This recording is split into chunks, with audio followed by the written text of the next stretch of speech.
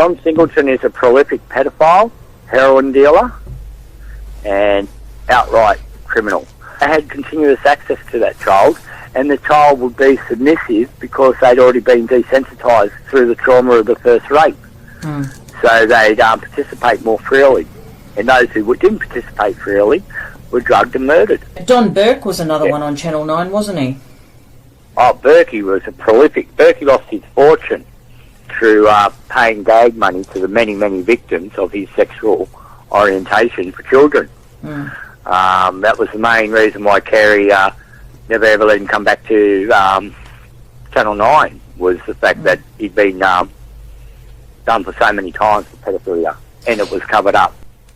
Ray Hadley is a part of Alan Jones's crew, the original paedophile crew. Ray Hadley is protected by his son, who is a very powerful New South Wales police officer who protects pedophiles and protects his father for being one.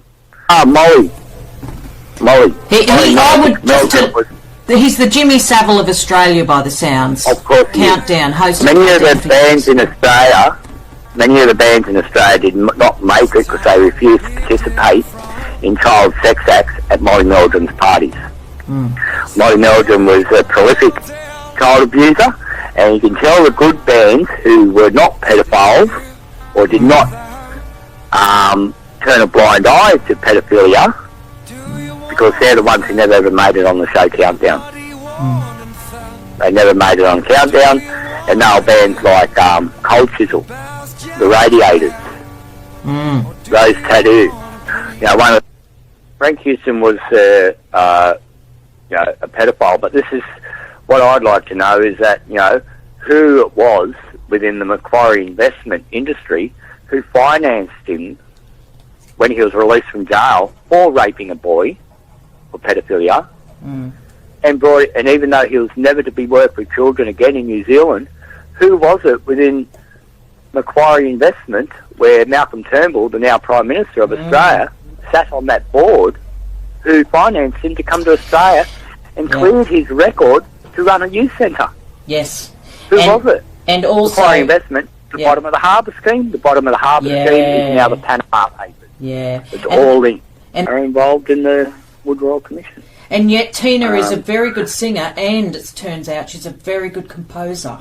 So she and a good dance. She could dance as well. So she had all the ability, yet she wouldn't play to the pedophile tune, would she? No, she wouldn't. So, and Frank Irena was one of the senators from New South Wales Parliament who was forcing the Wood Royal Commission through to try to expose them.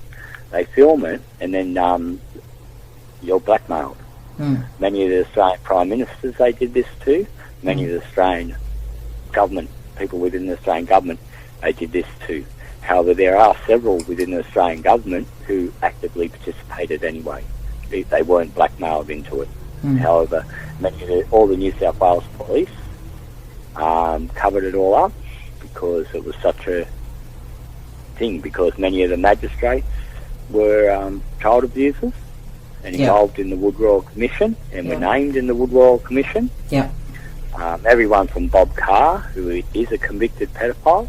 Bob Carr was Premier of New South Wales, and Bob Carr molested two boys in a hotel while he was in state parliament, who were the children of an aide. And this aide was going through a horrific divorce, and had brought his children to work, and had left them in this motel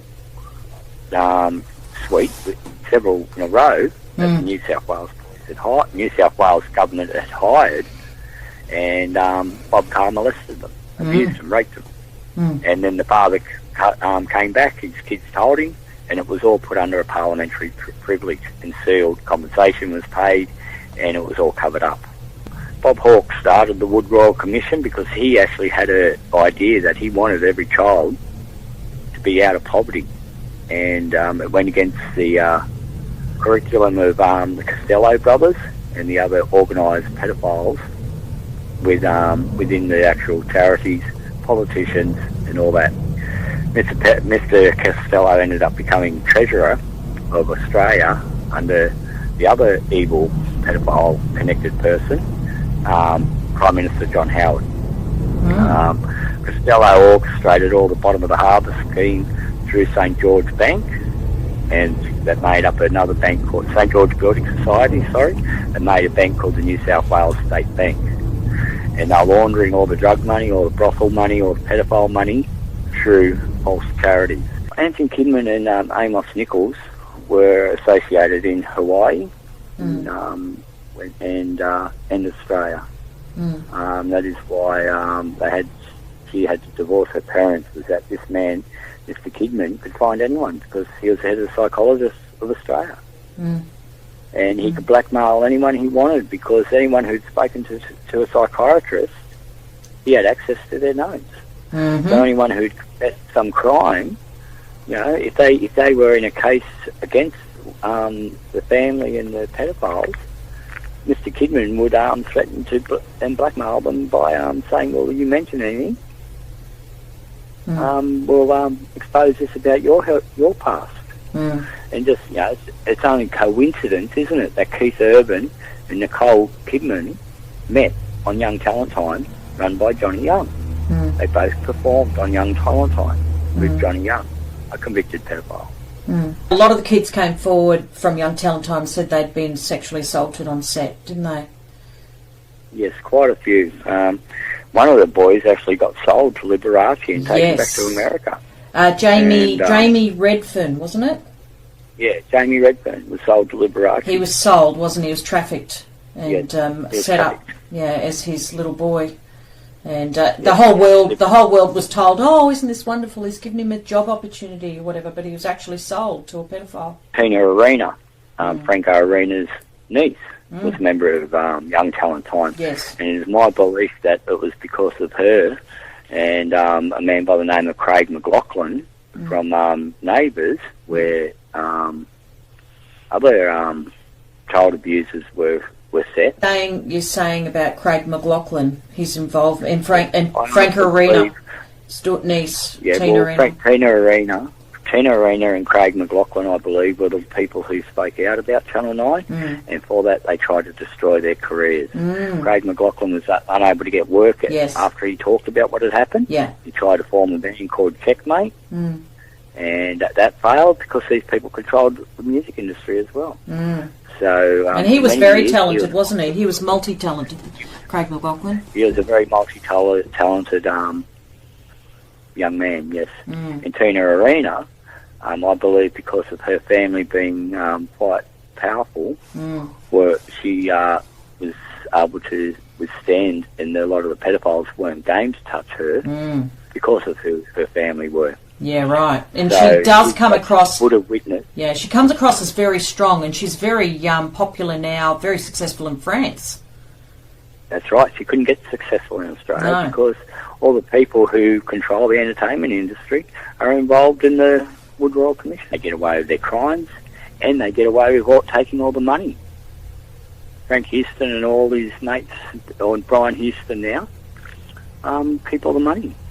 So it's actually legalised. All this Royal Commission does is find out all the evidence so that they can shut it in a case and seal it for 40 years. The Wood Royal Commission was sealed in a 90-year seal by John Howard in the middle of the night because so many of his ministers and members of Parliament, and him being a lawyer himself from Gladesville, were taken. So he had to protect his treasurer, Peter Costello. He had to protect Peter Costello's brother, Tim Costello, who runs a very big charity, because they had all the money. And yet Bob Hawke was one of my abusers, and so many of Gough... amazing thing. Yeah, and Gough Whitlam, and like half of Gough Whitlam's party were, I remember being at pedo parties. Menzies, I've heard about Robert Menzies. About John Bell and Bruce Spence. Now, those are significant names to me because, as you know, they're two of my prime abusers. So tell me what you know about John Bell. John Bell was a person who abused a lot of the Aboriginal children off the streets of Sydney.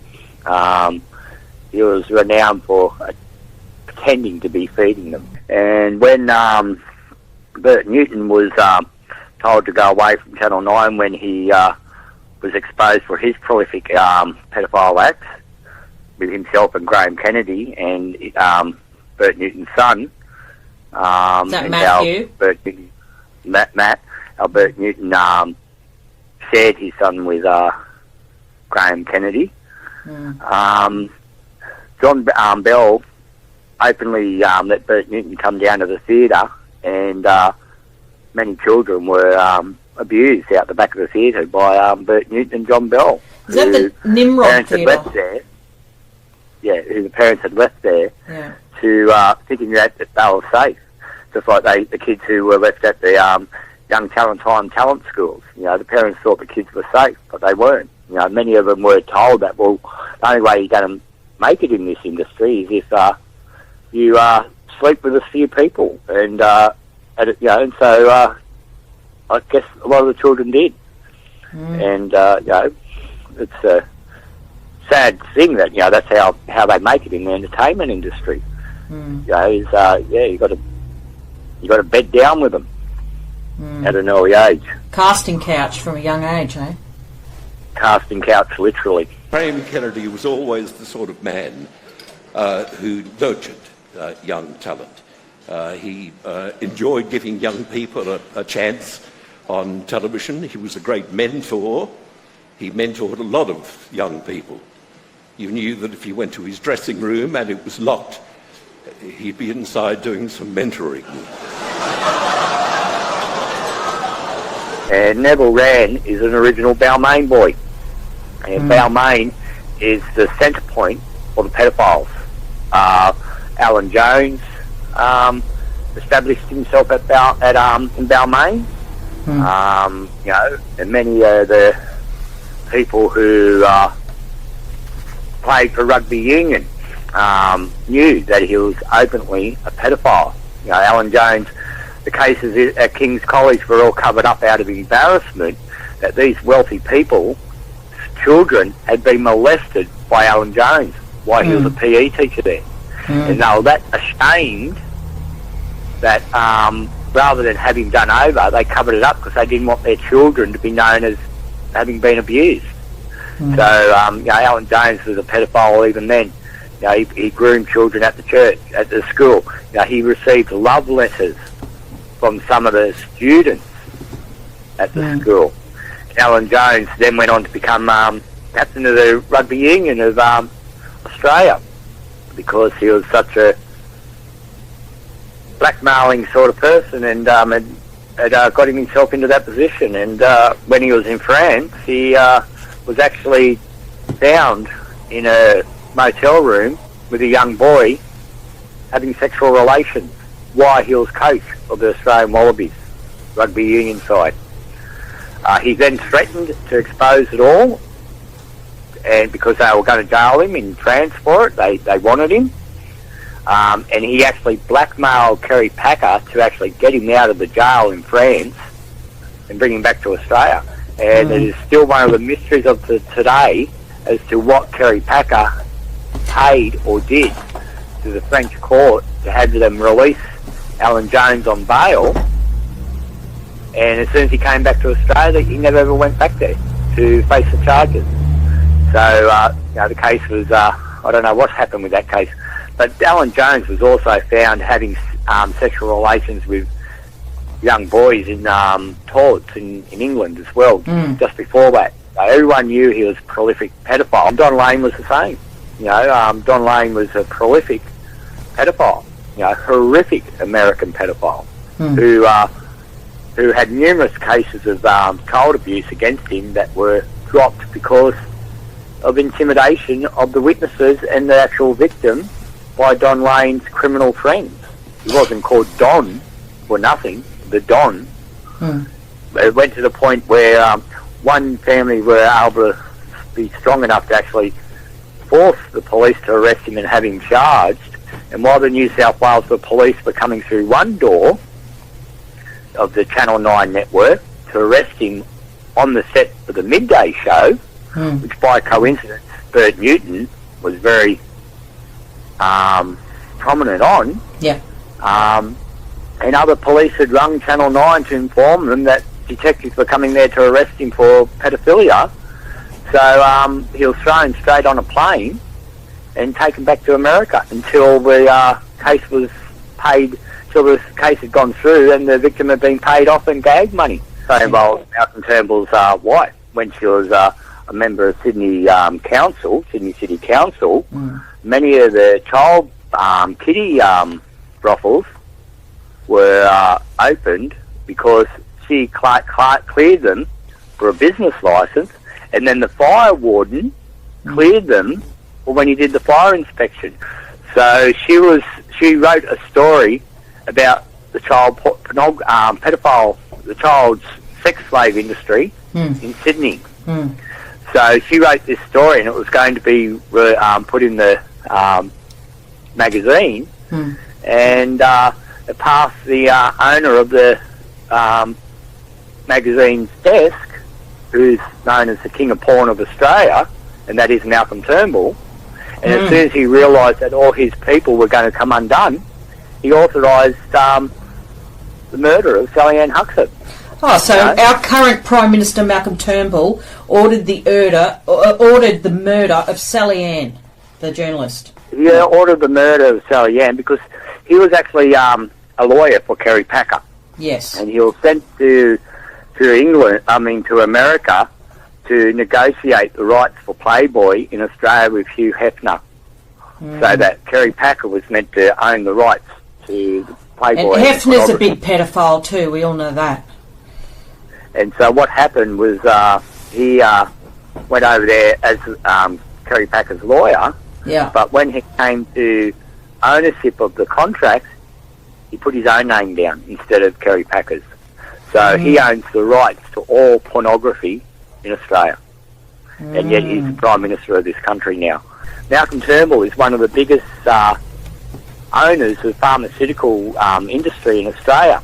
Cover up the links between the House of Lords and the organised pedophiles in Sydney, which was networked through Alexander Downer. He was known as the colonial cocksucker. Alexander Downer went to English private school where the children of members of the House of Lords and the elite made him suck their dicks.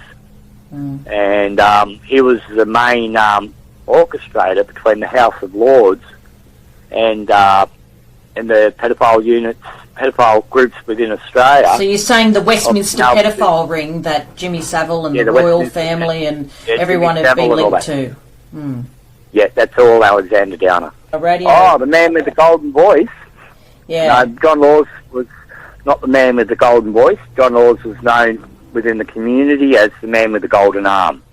John Laws was a prolific heroin user, and that's why he always wears sunnies, because he was also. But never. John Laws was renowned for